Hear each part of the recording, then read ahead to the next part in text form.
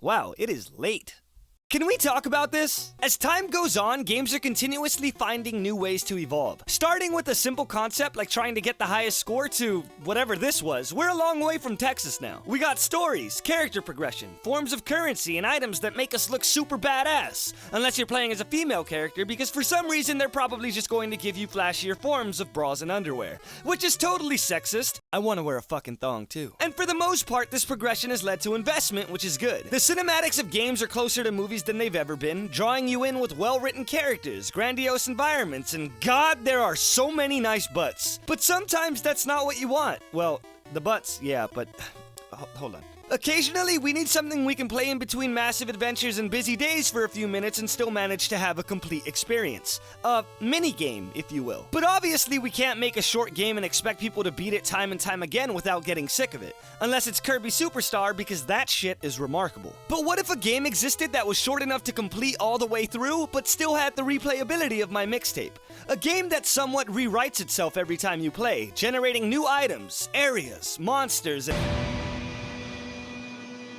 No. We went too far forward. Step back a bit. Roguelikes are the perfect pick-up-and-play game genre because they always offer an entire experience of a whole playthrough in the most condensed and fun way possible. For those of you who don't know what roguelikes are, let me explain.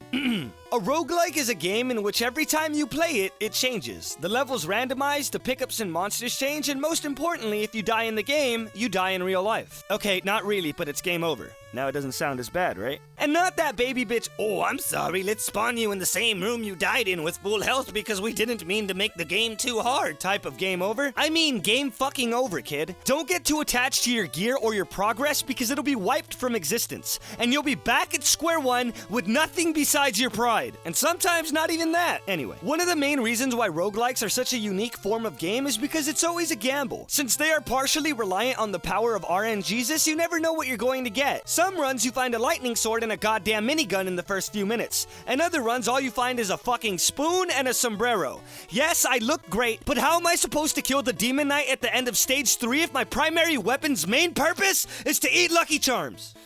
And though luck plays a massive role in most roguelikes, not sucking is definitely more important. Every roguelike I've played is hard as shit, starting you at the equivalent of a nursery home only to drop you in Hades a few seconds later. Yet somehow there's always a guy who can beat it with no items at all because sometimes God needs to laugh. And the difficulty is the fun. The nerves that hit you when you're nearing the end with the best gear you've ever gotten, and the frustration that comes from losing it all. In most current roguelikes, there's also a form of secondary progression? I know there's a better word for this, but I don't know it. Giving you the ability to unlock new items to find and upgrading base stats in your character to give you a little bit of an edge every time you play. And though there's a ton of roguelikes on the market today, here are my top 3 to get you started. Enter the Gungeon is by far one of the hardest games I've played, and it is completely reliant on your reflexes and wit more so than the RNG of your pickups. Binding of Isaac is a staple in the roguelike genre, and has millions of combinations that can ensure a victory the second you get a good drop. And Dead Cells is astounding.